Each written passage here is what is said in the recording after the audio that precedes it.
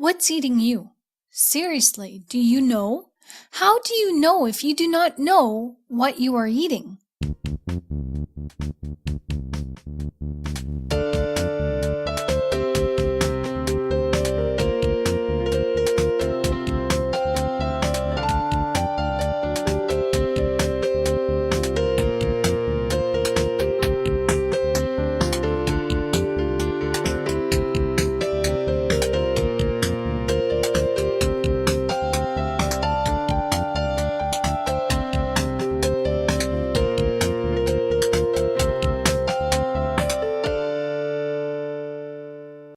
We all know the saying, you are what you eat, but we give little regard to the truth within that statement because as much as we may value our food, we devalue it through our lack of knowledge about it.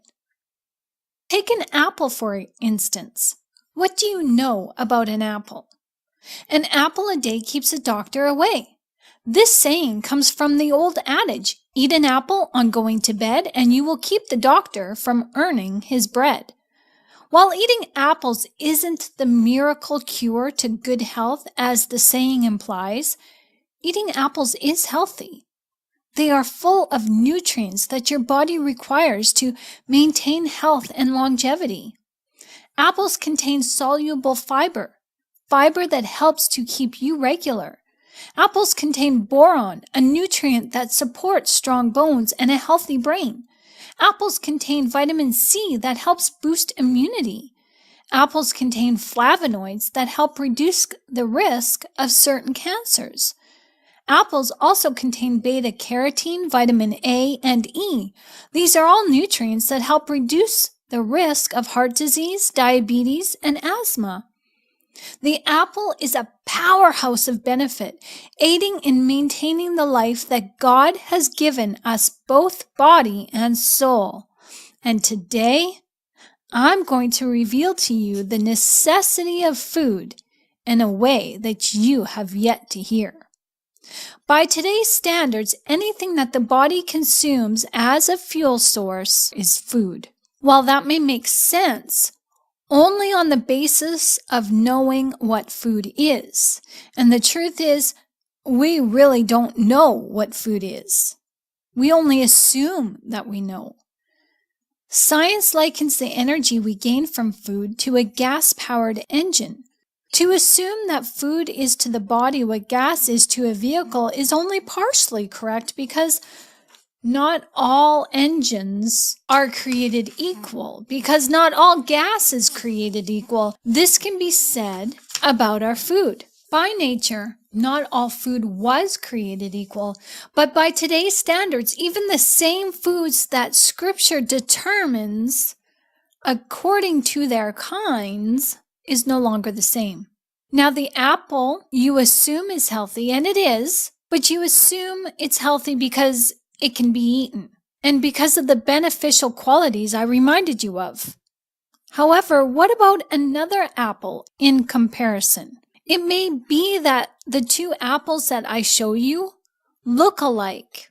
They are the same shape, the same color, they have the same texture, the same smell. And therefore, it may be easy to assume that these apples contain the same benefit. It is, after all, how God designed our food sources, right? Scripture says this: the land produced vegetation, plants bearing seed according to their kinds, and trees bearing fruit with seed in it according to their kinds. And God saw that it was good, and there was evening and there was morning, the third day. Genesis chapter 1, verses 12 through 13. While we may have many varieties of apples and various foods according to their kinds, foods today are not the same foods that God has made. The variety of plants have been created today have been selected purposefully through selective breeding. This was to help accentuate size, color, taste, and the fruit's ability to resist drought and certain diseases. By circumventing the natural pollinating process between plants, cultivars, and other kinds within a species of plant was created. So today, we no longer have a specific apple from the seed of another apple born of only one apple tree. Today we have many apples from seeds of many other variety of apples, born from many other varieties of apple trees. We have sweet apples, tart apples, juicy apples, crisp apples, small apples, baking apples, ornamental apples. Have we gone too far? Well, today if we didn't eat these cultivars, we'd starve because the manipulated food varieties have actually replaced God's true creation. While an apple is still an apple, we have nothing to compare that apple to in original design. Who's to say that the original apple didn't contain more healthy nutrients or less? We simply do not know because no longer can we know. Did you know that an apple variety or any of the available food varieties today may not be available for the up-and-coming generations? In just 20 years, the foods we have now that help to sustain our health in mind and body may be all but extinct. How do I know this? You, my friends, are eating the replacement foods now. These foods began as an idea and as test subjects in labs just 20 to 30 years ago. What is so shocking is that most of you do not know that you are eating these foods, because if you did know, you wouldn't choose them. These foods are not created through crossbreeding, mind you. No, these foods were created with a more underhanded approach. It's called genetic manipulation. GMOs, or genetically modified organisms, are a way of our future, as they have all but replaced our wholesome food sources today. What are GMO foods? These are foods that have literally been genetically altered. The DNA structure of the food has been scientifically manipulated, not with DNA from another plant, but with substances that are not biological in design. And these substances have been proven to be toxic to all forms of life. Would you ingest Roundup? Oh, surely not. Would you ingest even just a drop in your iced tea? Would you add just a little bit of off mosquito repellent in your mashed potatoes? Would you add the chemical fertilizer Gulf Green or Weed Be Gone to your fresh garden salad, or slather it onto your corn on the cob? No! This is insane! And it is sheer stupidity on my part to ask you of such a thing. But guess what? It's being done already, and this is the reason why we are getting sick and cannot figure out what the heck is going on with our health. The reasons why you don't know about this are because the manufacturers doing this to our food sources do not want us to know, because if we did know, what would we do? What would we say? We'd say, stop it! Stop it! Stop it now! GMO foods are foods that are injected with chemicals such as Roundup and various weed killers and insecticides on a cellular level. The chemical has to be injected into the plant's DNA to form a forced bond, because life does not naturally bond with anything that is not biochemical. The plant that is implanted with chemicals is allowed to grow and produce fruit, and it is the fruit or the seed from the fruit that is sold, to which you and I ingest. And farmers use the seed to seed their crops with, or to feed their livestock with. In Canada, many brand name weed killers were taken off the shelves because the use of them had been linked to cancer and to the dying off of insect species that are detrimental to our food production. Without pollinating insects, we cannot grow food on a large, massive scale. And those in control of our food sources know this, and they are scrambling with ways to clean this mess up, but not by getting rid of the things that they have already created. Their solution is to create more chemicals or genetically engineer the insects themselves. GMO mosquitoes have already been released into the public in parts of the world, and these mosquitoes were modified to prevent the spread of a certain type of blood-borne disease. Think about this for a moment. If one application of weed killer exposes exposes you to cancer, then what does exposing yourself through GMO product do? Eating GMO or genetically modified corn 3 times a week raises your exposure by 3 times in just a week. Now, I'm not picking on corn.